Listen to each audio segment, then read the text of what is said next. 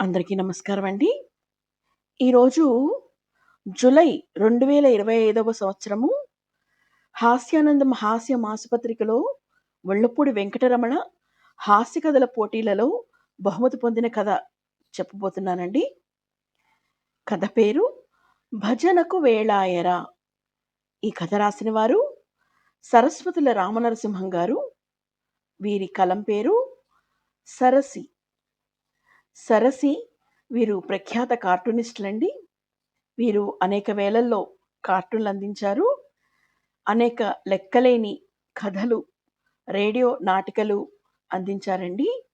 వీరికి 4 అంతర్జాతీయ, 3 జాతీయ అవార్డులు వచ్చాయి. ఆంధ్రప్రదేశ్ ప్రభుత్వం నుంచి ఉగాది పురస్కారం, విజయవాడలో తాపీ ధర్మారావు పురస్కారం, చేతన హైదరాబాద్ వారిచే జీవన సాఫల్య పురస్కారం వంటి అనేక అవార్డులు, పురస్కారాలు, సత్కారాలు అందుకున్నారు. ఇక కథలోకి వెళితే, విశ్వనాథం ఇంట్లో మహోజ్వలంగా సాగుతోంది పేకాట. నాన్న, చంటాడు పడుకున్నాడు, కాస్త చూస్తూ ఉండు, నేను అలా రైతు బజార్కి వెళ్ళి 2 కూరలు కొనుక్కొస్తా అంది కూతురు. నడిచి వెళ్ళి ఎప్పటికొస్తావమ్మా? స్కూటర్ వేసుకెళ్ళు, అదిగో తాళం మేక్కుంది. ఆమె అలా వెళ్ళిందో లేదో చంటాడు లేచి కొంపలంటుకుపోయినట్టు ఏడుపు లంకించుకున్నాడు. విశ్వనాథం ఉలిక్కిపడి లేచి వెళ్ళి మనవడిని ఎత్తుకున్నాడు. తడిగా తగిలింది. చూస్తే వాడి లోతట్టు ప్రాంతం జలమయమైపోయి ఉంది. "లాయి" అంటూ భుజం ఎగరేస్తూ తీసుకొచ్చాడు. ఏడుపాగలేదు. పేకాట ఆగిపోయింది. ఎవరన్నా ఓ పాట పాడండ్రా అన్నాడు విశ్వనాథం. నాకు రావు బాబు అన్నాడు ఒక పేకాటవికుడు పెళ్లి కూతురులా సిగ్గుపడుతూ. రావు కానీ ఆసువుగా పాడమంటే పాడతా. ఆటిన్ రాణి ఇస్పేట్ రాజు ఇద్దరూ పెళ్లి చేసుకుంటారు. తూతూ బకాయిలు మోగాయి అంటూ అతడు అలా నోరు తెరవగానే అపస్వరాలు గుప్పున కంపు కొట్టాయి. అందరూ చెవులు ముక్కులు మూసుకుని హాహాకారాలు చేశారు. ఈలోగా మరొకడు నోరు చేసుకున్నాడు. అయ్యయ్యో, చేతిలో డబ్బులు పోయెనే అంటూ. ఆ గాయకుడు అంతకు ముందే ఫుల్ కౌంట్ ఇచ్చి గోడకి జరిగిపోయినాడు. నేను పాడతాన్రా చూడండి.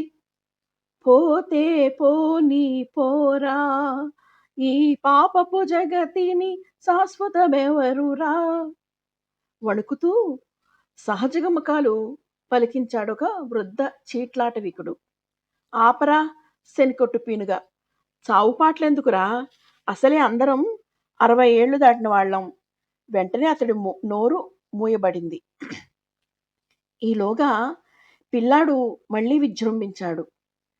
దమ్ముంటే ఊరుకోబెట్టండి అన్నట్టు. మధ్యమం నుంచి తారాస్థాయికి తీసుకెళ్లాడు ఏడుపుని. అందరూ వణికిపోయారు ఆ వైబ్రేషన్స్ తట్టుకోలేక. ఏం చెయ్యాలో బోధపడలేదెవ్వరికి. ఒక పక్క పేక ముక్కలు దిక్కులేని పక్షుల్లా దీనంగా చూస్తున్నాయి చాప్ మీద. ఈలోగా రామయ్య తండ్రి, ఓ రామయ్య తండ్రి, మా నోములన్నీ పండినాయి రామయ్య తండ్రి అంటూ ఓ పాట శ్రావ్యంగా వినిపించింది. అంతే, చటుక్కున ఏడుపు ఆపేశాడు చంటాడు. ఆ సౌండ్ అశరీరవాణిదేమో అని ఆకాశం వంక కొందరు, కిటికీలోకి కొందరు చూశారు. ఓ బెచ్చగాడు తన్మయత్వంతో పాడుతూ దర్శనమిచ్చాడు వీధి గుమ్మంలో. దేవుళ్ళా వచ్చాడ్రా, వాడి చేత కాసేపు పాటలు పాడిస్తే పిల్లాడు శాంతిస్తాడు, లోపలికి పిలవండి అన్నాడొకడు.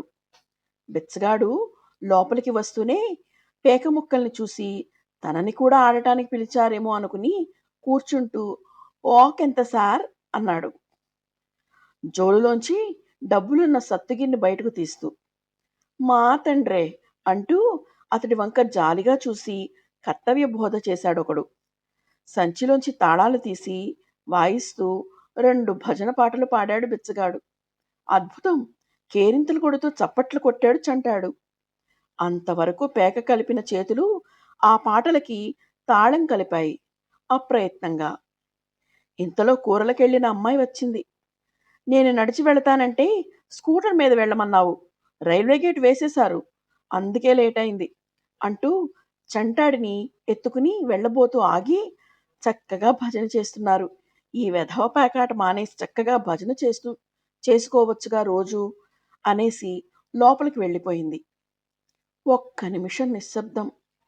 బుర్రగొక్కుంటూ ఒకరు, సిగ్గులో ముడుచుకుపోతూ ఒకరు, పిచ్చి చూపులు చూస్తూ మరొకరు. అవునరా, ఇంతకాలం మనం ఎంతో సమయం, డబ్బు తగలేశాం.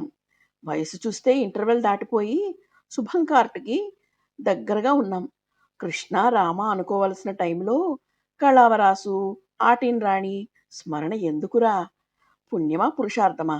చాలు, దీనికి స్వస్తి చెప్పి రేపటి నుంచి భజన చేద్దాం. పాటల పుస్తకం నేను కొనుక్కొస్తా అన్నాడొక ఆయన. నిజమే. ఇంట్లో వాళ్ళు ఎన్ని తిడుతున్నా దులిపేసుకున్నాం ఇంతకాలం. మన పెళ్ళాల వల్ల కానిది ఈ పసిపిల్లాడు చేశాడు. పెద్దరికం మంట కలిసి చివరికి జోకర్లమయ్యాం అన్నాడు మరొకడు. చెల్లాచెదురుగా పడున్న పేక ముక్కల్ని ఏరి చింపి కిటికీలోంచి బయటకు విసిరేశాడు విశ్వనాథం. ఓ 100 నోటు తీసి బిచ్చగాడి జోలిలో వేసి దండం పెట్టాడు. బావుంది కదండి. నాకు నచ్చింది. మీ అందరికీ కూడా నచ్చినట్టయితే లైక్ చేయండి, షేర్ చేయండి. మరిన్ని కథల కోసం ఛానల్ సబ్స్క్రైబ్ చేసుకోండి. మీ విలువైన సలహాలు, సూచనలు కామెంట్ బాక్స్లో తెలియజేయగలరు. Thank you. ధన్యవాదాలు.